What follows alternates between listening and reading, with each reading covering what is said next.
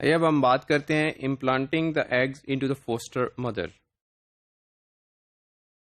जैसा कि हमने स्टेप वाइज एग्स प्रिपेयर किए हैं with the injection of the DNA of our interest, now these eggs contain a foreign DNA and they can be placed in the foster mother for further development and for the progeny to come up.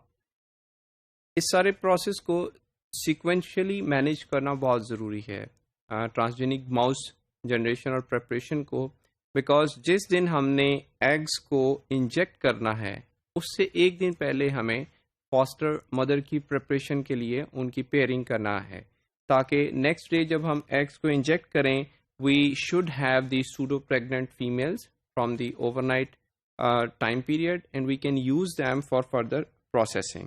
For that purpose, to generate these pseudo pregnant females, we take the females, the foster mothers, and we take them along with the sterile males, a ratio of 1:3.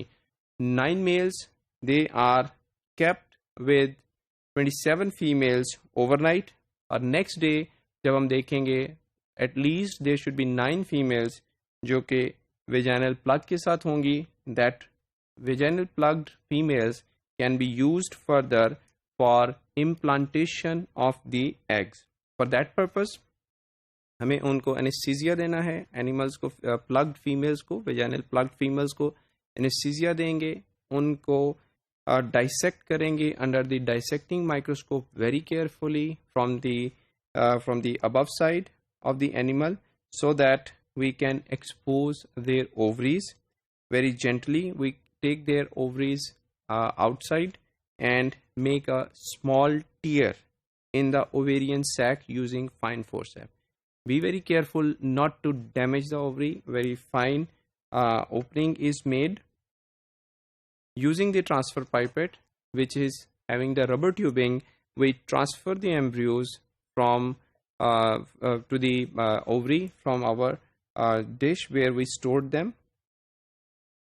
At least 5 to 15 embryos are transferred per side, means 2 ovaries will get at maximum 30 embryos, and they are transferred in the minimal amount of Whiten's medium, and this the release is controlled very carefully by observing the airflow in the transfer pipette.